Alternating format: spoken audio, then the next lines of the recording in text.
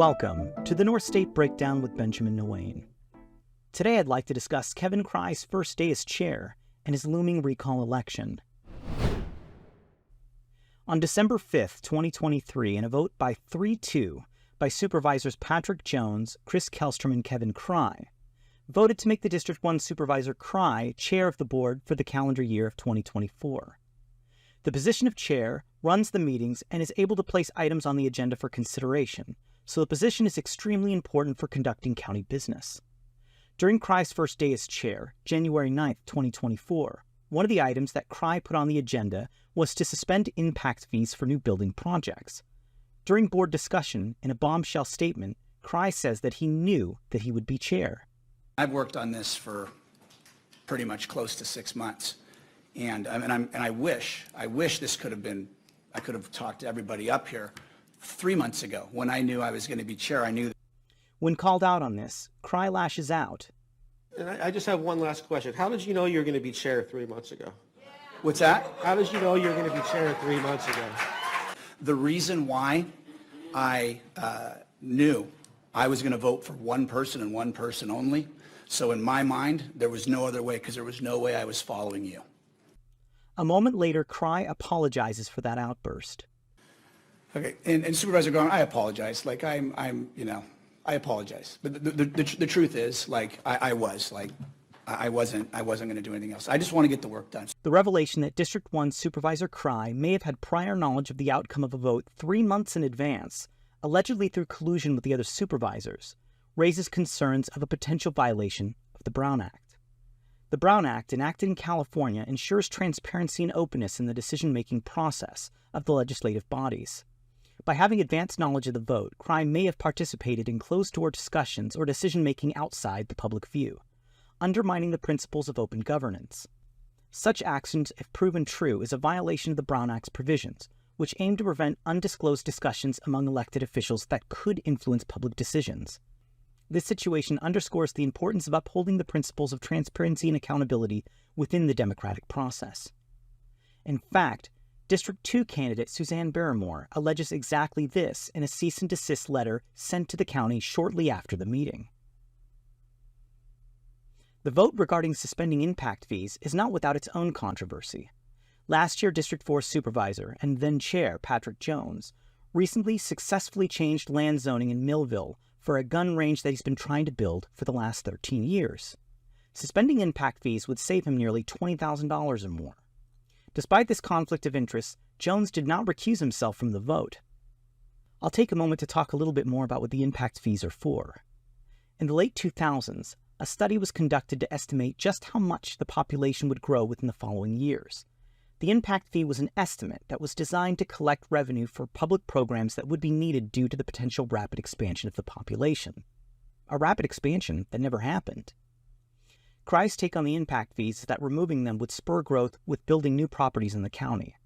One potential issue with this approach is that by suspending the impact fees, we would not have money for programs that those funds should be used for. There was roughly $8 million collected by the tax, and $1.4 million was spent last year. It's unclear what funding mechanisms will continue to pay for these programs.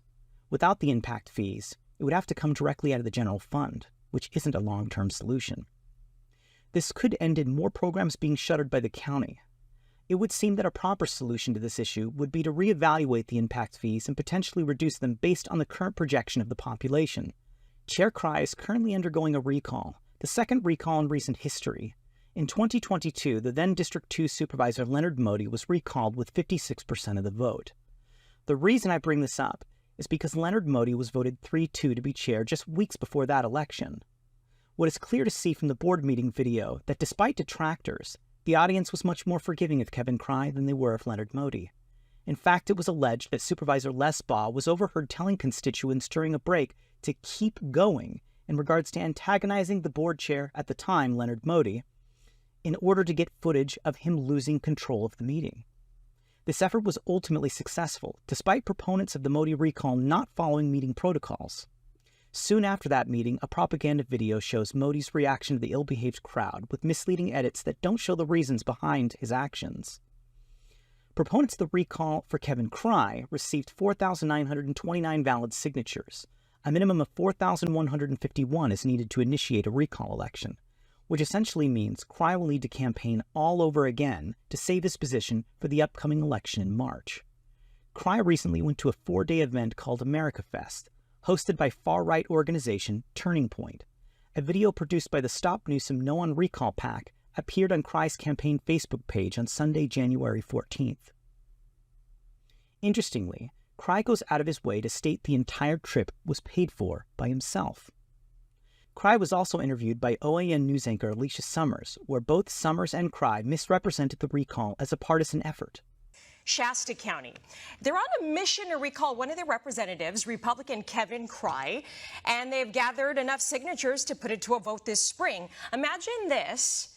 If Crye gets the boot, Governor Gavin Newsom gets to hand-pick a replacement. It could be a seismic shift, marking the first time in some 40 years that the seat flips to a Democrat, all without a say from the local residents. It's the absolute fact. You have Democrats in a very red county that are trying to usurp local control and the vote of the people here in Shasta County to get me out of office. And they are lying, and they are saying anything under the sun they can to get people to jump on. But it's important to note that Republicans, Democrats, and no party preference are all included in the makeup of the recall proponents. It is clearly a bipartisan effort for what is supposed to be a nonpartisan position. It would seem that Crye is invested in proving that partisan politics are at play, because it plays into his narrative that Democrats are trying to recall him. A big part of Kevin Crye's narrative is that Governor Newsom would appoint a Democrat replacement if he's recalled. This post on Crye's Facebook page links to a Sacramento Bee article that Crye believes proves his point. The article was regarding Newsom picking a replacement for Gary Sandy, a supervisor in Yolo County who passed away last August. Ultimately, Newsom picked Mary Sandy, Gary's wife, who was more than qualified for the position. Additionally, the term ends in 2024, which means during this election cycle, the appointee will need to run to remain in that position.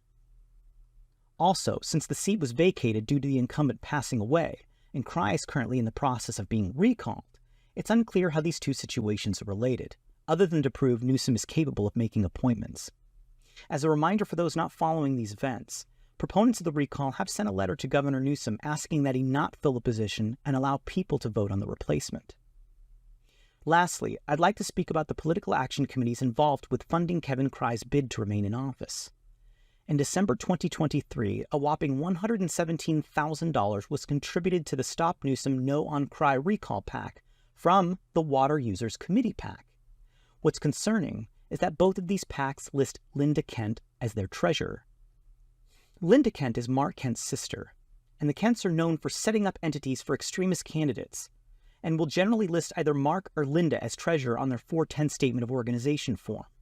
This is important because transferring funds directly between two PACs run by the same person could be subject to scrutiny and may be considered illegal coordination. Coordination refers to any substantial collaboration or cooperation between a PAC and a candidate or another PAC. Now, this is somewhat ironic, considering in the past Mark Kent has made allegations that the Shasta Forward Political Action Committee was being controlled by the board incumbents that were under threat of recall at the time. You can sit there all day and say that it's two separate entities. I understand entities more than you probably do because I put together entities every day in my business. So you can have 10 separate entities with 10 separate different ID numbers all controlled by the same people. So that's bullshit. Also, the money in question was largely contributed by controversial figure Reverge Anselmo, albeit not directly. Here's a $50,000 and a $250,000 contribution to the Water Users Committee made by Anselmo last year. This brings up the recurring question, what is Kevin Crye's association to Anselmo? Well, according to this interview taken during Kevin's District 1 campaign, he personally met with Reverge. I'd never been to Anselmo's restaurant, ever. You're talking about Reverge and Anselmo. Never been to his restaurant. Couldn't afford to go there. Probably couldn't afford to go there if it was there today. But what I did was I got a hold of him, and I flew to Phoenix on my own dime, $874.37. Kevin Crye has a history of misleading the public when it comes to governing.